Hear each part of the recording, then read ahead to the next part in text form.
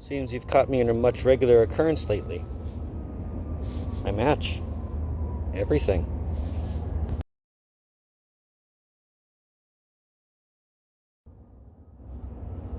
(1:33) Trev's Hockey Show. I'm the Trev. It's too sweet. Anyway, today I have to start this off without any words. No, if you caught the reference, though, that's pretty sweet. I'm starting this off with underlining the fact that this isn't a what if.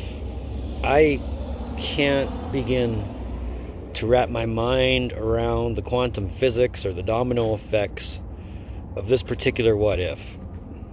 This is just history.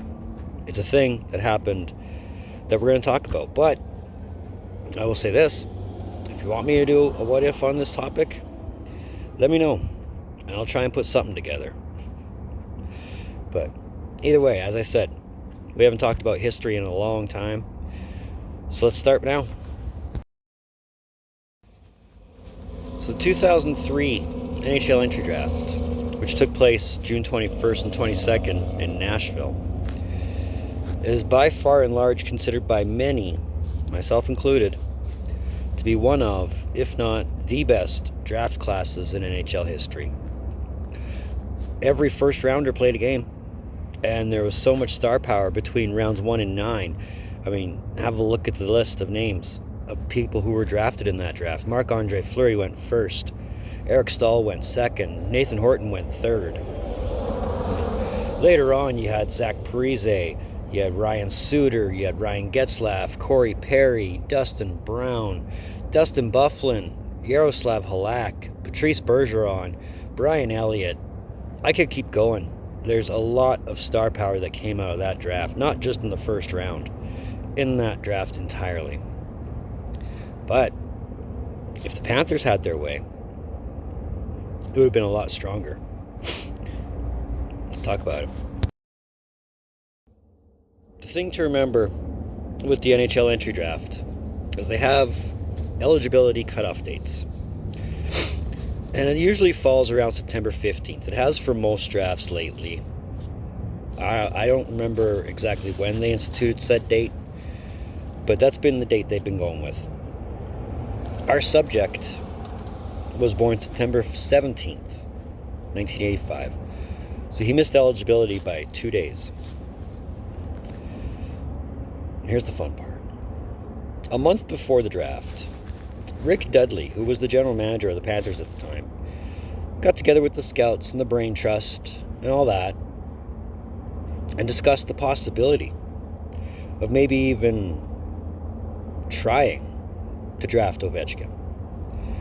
Now, I would think they knew there was no chance that was going to happen, not with eligibility rules. And they probably knew that.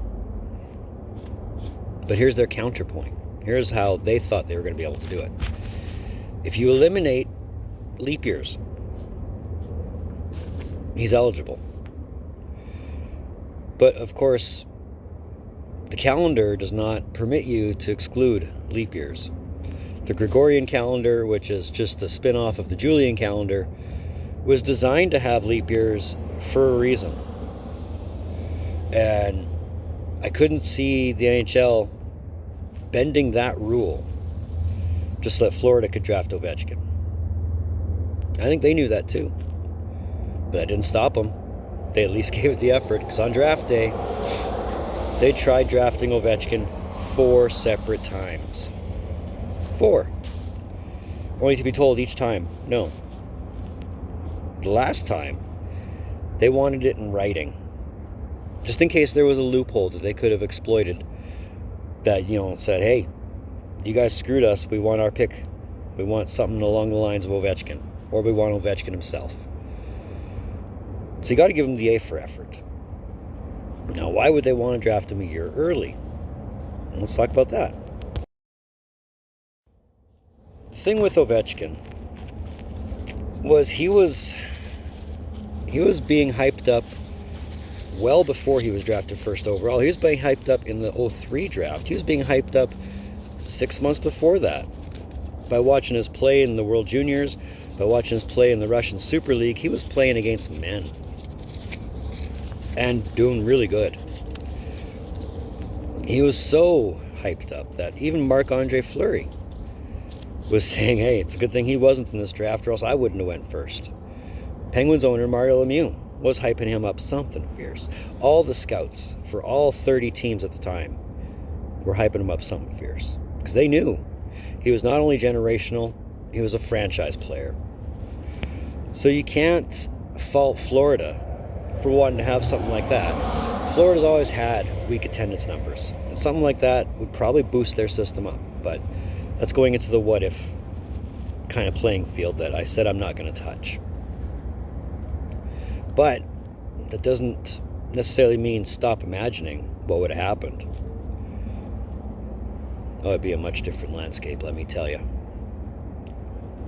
I mean, he might have gotten that season back, that he missed because of the lockout. Who knows? There's so many possibilities. So many. But Florida couldn't. The spoils went to Washington, and the rest is history. Short and sweet, but this is episode 133, Chess Hockey Show. I want to thank you for tuning in. Don't think I don't appreciate the gesture, especially if you've made it this far. Trust me, the more you watch of my stuff, the more it helps me. Even though, my numbers don't seem suggested, but that's beside the point. But if you like this video, you know what that thumbs up does. If you want that little red button, you know what it does. You know what I want. Let's get to 100. All my socials, they're in the description down below. Moving forward, well, it was good to get an episode of history out of the way. And like I've said time and time again, I've got a whole book full of notes of things I want to talk about. I'm still going hard on the defunct teams. I'm still going hard on the retired numbers. But either way, in the meantime, and in between time, be on the lookout for more videos from the Trev. Later.